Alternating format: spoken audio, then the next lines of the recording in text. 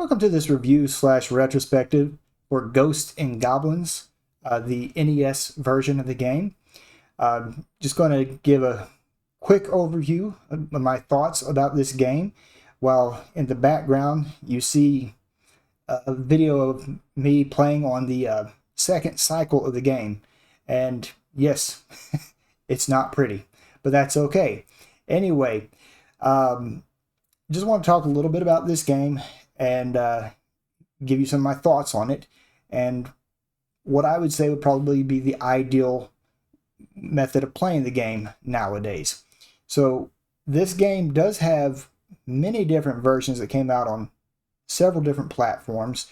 The NES just happens to be the one that I personally have access to. I could break out my Switch and show you, but I have a Switch over there, and because I do have a Switch Online service, I could theoretically play this on the Switch. However, having said that, it's not really what I would consider the ideal way of playing the game, because this game, well, there's just not a lot of replayability if we get down to the facts of the matter. Basically, it's one of those games that it was kind of made to be very difficult, because otherwise, how could you justify your purchase of the game? A lot of games were like this back in the day, but this one especially, I feel, was just difficult because, well, also it was originally an arcade game, and, well, the arcade games were designed to eat as many quarters as possible to maximize profit for them. So it has a couple of aspects going against it in that regards. But yeah, definitely, it's a very difficult game. Now, a lot of people say it's one of the hardest games on the NES, if not ever. And I don't know. I mean, maybe. It's the first cycle, you can kind of get into the actual rhythm of things, and eventually you can make your way through. And, obviously I did through the first cycle. But then the second cycle, it gets to the point where it's they do speed up quite a bit, the zombies and other things of that nature, and it actually does make a big difference on the difficulty, as if it wasn't already difficult enough. But the fact that you have to do it twice just to get the true ending of the game, or the good ending, as it were, that seems kind of, well, it kind of stinks, for lack of a better word. Basically, there isn't any real reason to play it through twice, because, I mean, you still have to beat the final boss with the shield, and you can do that on the first playthrough, so it's not like you're doing anything different on the second playthrough either. It's really just the same game, only the enemies are sped up. And it's just kind of frustrating to be frustrating, I guess.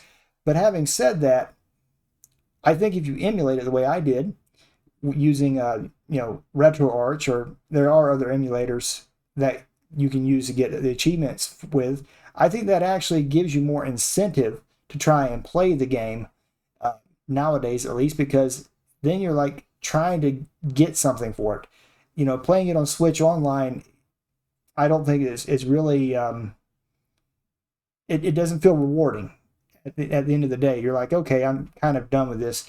I may actually be tempted to try and come back to play this game in the future to get more achievements, something I wouldn't do on Switch Online. So keep that in mind, and that's why I played a lot of these older games the way I do, is because I feel that there is more replayability and a better sense of accomplishment in a lot of them when you do have achievements, and it just feels better to me. But let's go ahead and talk a little bit more about the basics of the game. So as you can tell here, the graphics, this is an early game. In fact, I believe this is one of the very first games that Capcom put out on the NES, or Famicom as it may be. And I would say that the graphics themselves, I don't know, you can definitely tell it is an early game. And so compared to some of the earlier games, there is some improvement in the graphics.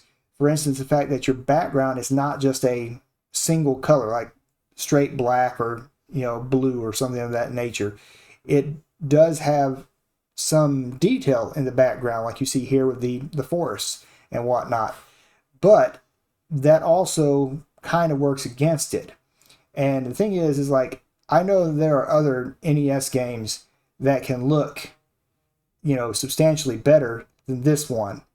Now, perhaps that's just due to the fact that basically they have more time to figure out the nuances and better programming knowledge, as it were. But, at the end of the day, graphics are not this game's highlight, to say the least. And yes, I understand it's an early game, so I'm not going to hold it too much against the game for that. But, on the NES, there are better looking games. Easily. Sometimes it can be very hard to see your character because of the competing background and foreground, especially like the stage 2, depending on how long this video goes, you might actually see a good example of that. You really blend into the background and it's really hard to see your character and some of the enemies at times. So that kind of adds to the difficulty of the game as well. So graphics, not really a high point for the game, to be completely honest. But I'm not going to hold it too much against them. But I think it does, warrant, criticism a little bit. Still an early game, so there's that. Now, I will say one of the highlights of the game, for me at least, is the music. Now, there's only 3 tracks, so it's not a big variety of music, but the tracks that are there, especially the first one, they're memorable, and you remember them. I mean, the opening theme to Ghosts and Goblins were the first 2 stages. It's just one of those iconic music tracks that once you hear it, you're going to remember it for sure. In fact, that's why they continue to use this track in other games in the series, because it is such a memorable song. And definitely, just the music, I think, is definitely the highlight of the game for sure, without a doubt. I do like it. I mean, it's a little bit limited. The fact that there's really only 3 songs, 1 for every 2 stages, basically. But the music, as you get further into the game, definitely starts to evoke a sense of dread with some of the levels, which is actually pretty appropriate, to say the least, especially once you get towards the end of the game. So yeah, definitely music-wise, a little bit limited, but I can definitely say it's something I think is something you can definitely say is a good thing for the game. You can't hold it against it. At least not in my opinion. It's not like it's going to cause your ears to bleed or something because it's so bad. I definitely don't believe that's the case. But the thing is, like, we go back to graphics. Rudimentary graphics. I did kind of want to mention that. Sometimes that can be overlooked. And it can be overlooked if the game plays well.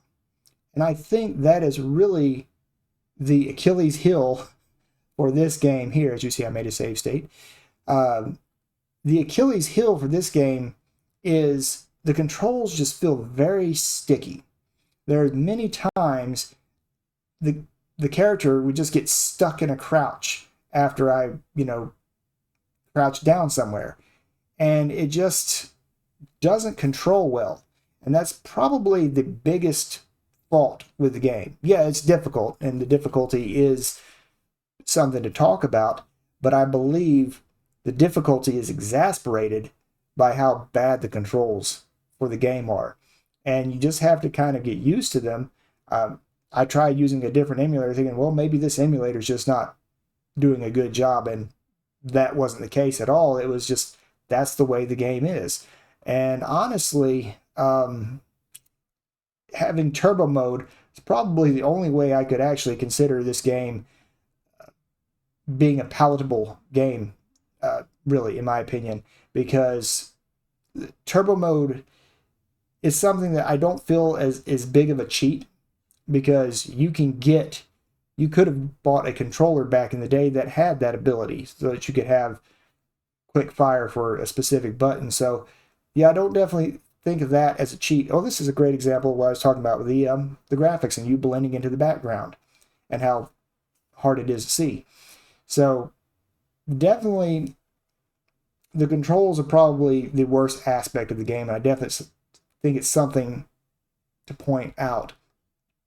But overall, how would I consider my time playing Ghosts and Goblins? It's a tough sell, to be honest with you. It borders on absolute frustration. Now, part of the frustration comes with me and my own personal beliefs, and that I tried not to, use save states to cheat my way through certain levels. I was very much tempted to do that when I hit the third stage in my first playthrough, and I said to myself, no, I'm going to try to do this like I had a real NES. And so, yeah, I might have actually caused myself a little more frustration, but back in the day, that's what you would have had to do. And this is a game that I probably, if I had played it, and I don't think I played this version of the game, to be fair, if I had played it, I would have just rented it, because this is not something I probably would have personally wanted to buy and keep in my collection long term. It's it's definitely not one of those that I would say is, top of the list when it comes to NES games. Now, some people may disagree with me on that, and that's fine, but it's definitely not something I feel would be a long-term keeper. That's just my own personal opinion. But yeah, with something like this, I would probably rent it from a video store, and because of how difficult it would be, I would just basically leave my Nintendo running and just turn the TV off if I had to walk away. And this is definitely one of those games where you do need to walk away from time to time because of how frustrating it can get. So the only one of the saving graces, like I said before, is like trying to get achievements gives you a reason to want to come back to the game. Because otherwise, I don't think there's any, if I played through it once, and even playing through it the way I did, it's still going to be kind of a hard sell for me to want to go back and even try to get that good ending, as it were. I may still try to do it, but it's just a bit of an exercise in frustration to a certain extent. And I don't know, sometimes a difficult game is not necessarily a bad game if you're having fun, but I don't feel like I had fun playing this game. And that's just the honest to goodness truth. It wasn't very fun. And at the end of the day, that's kind of the nail in the coffin for a game like this. I'm not going to say it's one of the worst games I played. I mean, I've actually played worse games than this. I mean, since I've started this channel, I can't think of a handful of games that were, I definitely would say, were probably worse than this one. But I don't think this game would be at the top of my list at all. So I'm not going to rank it too low, because I do realize it is still very much an early NES game, and it does show in a lot of aspects, to say the least. So I think at the end of the day, I'd probably give it a score of about 60%. It's one of those games that I would say would be a renter, and definitely not something I would want to buy long term. The fact that you can play it with a Switch Online subscription now does help things out. In fact, they do have a mode which is kind of funny. That they have a mode where you can basically start at stage 6 with the dagger. So kind of like the way I did it when I was playing stage 6 in my video that I made here. But you still have to play through it twice to get the correct ending. So it's it only helps you to a certain extent. So even the special mode, as they, I guess they call it there on Switch, is only just so special at the end of the day.